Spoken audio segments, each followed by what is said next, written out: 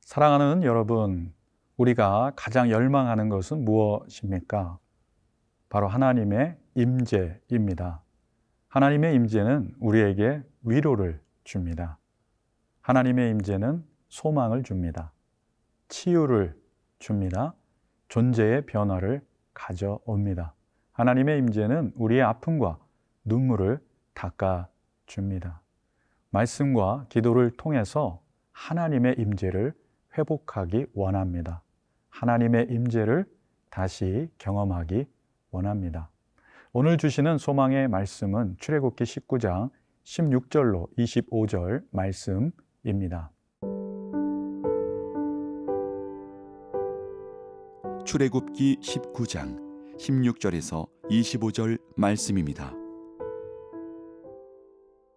셋째 날 아침에 우레와 번개와 빽빽한 구름이 산 위에 있고 나팔 소리가 매우 크게 들리니 진중에 있는 모든 백성이 다 떨더라.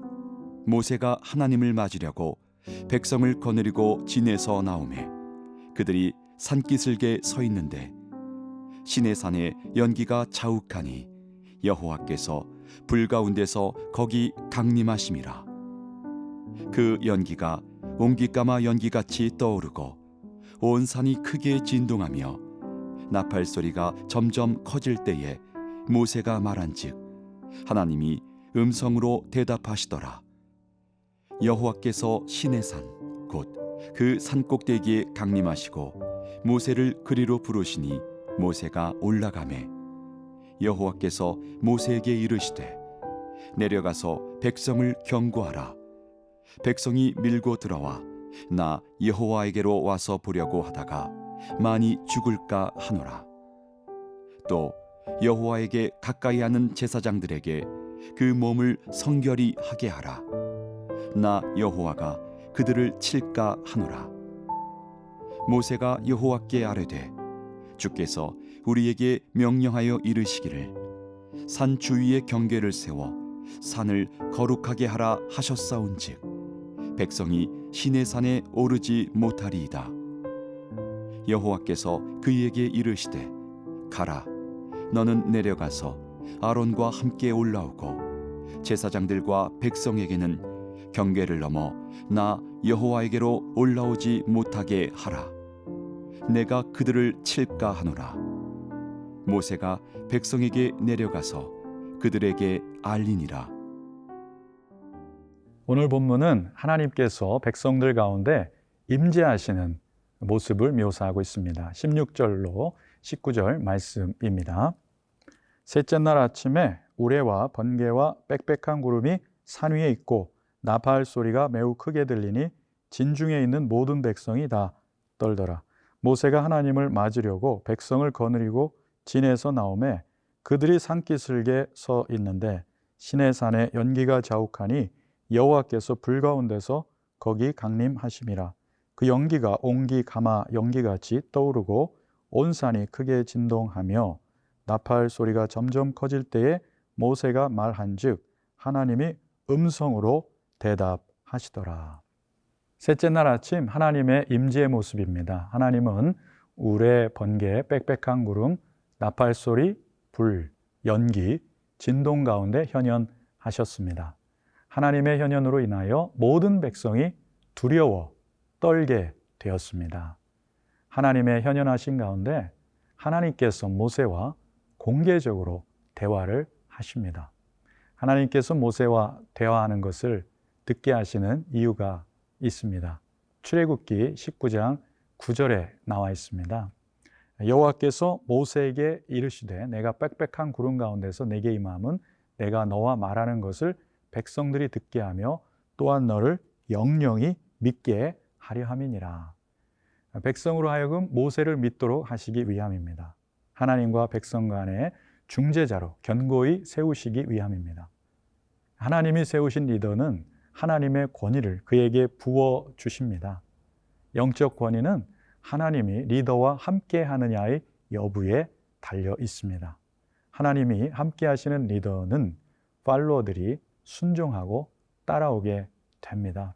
하나님의 임재의 장면을 묵상하면서 기도할 때마다, 갈망할 때마다 하나님의 임재를 경험한다면 이보다 감사하고 기쁜 일이 어디 있을까 생각해 봅니다. 17세기 프랑스 까르멘의 그 수도원 주방수사 로렌스 형제가 있었습니다. 하나님의 임재 연습이라는 고전으로 유명합니다. 처음에는 주방 일을 하는 수사직이 너무 못마땅했습니다. 그러던 어느 날부터인가 그는 단순히 반복하여 하나님의 임재를 열망합니다. 그 열망에 하나님은 응답하셨고 로렌스는 주방에서 하나님의 임재를 강력하게 경험하곤 했습니다. 그 후론 하나님의 임재에 사로잡혀서 늘 기쁨과 감사의 삶을 살게 되었습니다. 그의 이러한 존재의 변화는 수도원 내외로 퍼지게 되었고 수도사들뿐만 아니라 수도 원장들, 유명 인사들이 그를 만나고자 했습니다. 그에게 하나님의 임재의 방법을 묻고자 함이었습니다. 하지만 그는 매번 똑같이 대답합니다. 그저 단순하게 하나님의 임재를 사모하는 것입니다. 이렇게 대답을 하곤 했습니다. 로렌스에게 임한 하나님은 우리에게도 임하십니다. 그러므로 하나님의 임재를 사모하십시오. 하나님의 임재를 연습하십시오. 그러면 인생에 놀라운 변화가 생길 것입니다.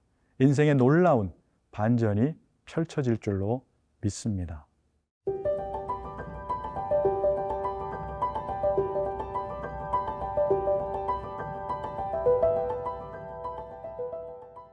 하나님은 초월적인 분이십니다.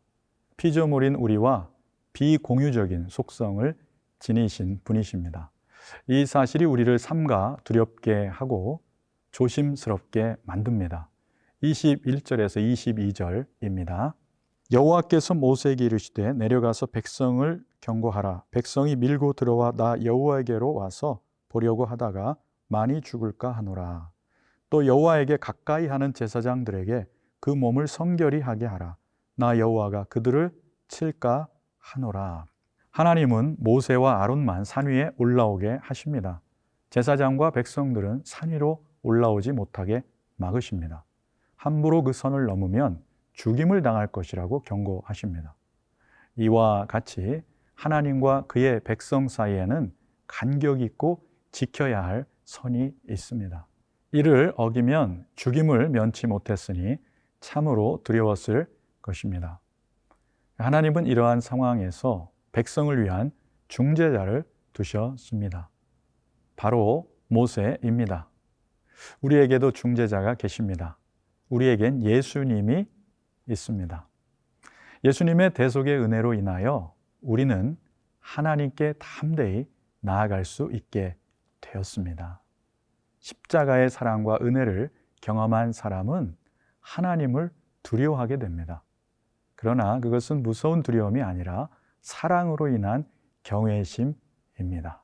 하나님에 대한 두려움이나 경외심이 없는 사람은 하나님을 의식하지 않고 살아가게 됩니다. 하나님의 임재 의식 속에 살아가는 사람이 어찌 하나님이 안 계신 것처럼 하나님을 속일 수 있는 것처럼 행동할 수 있겠습니까?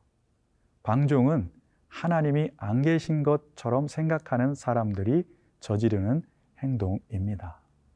우리의 마음 깊은 곳도 살피시고 우리의 머리카락도 세시고 우리 자신을 속속들이 아시는 하나님 앞에서 어떻게 불의한 삶을 살 수 있겠습니까?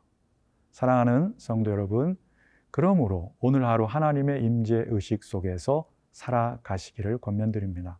하나님을 경외하는 마음으로 사시기를 바랍니다. 하나님을 의식하여 행동하고 말하고 일하십시오. 그러면 하나님의 임재가 일상이 되는 삶이 될 줄로 믿습니다.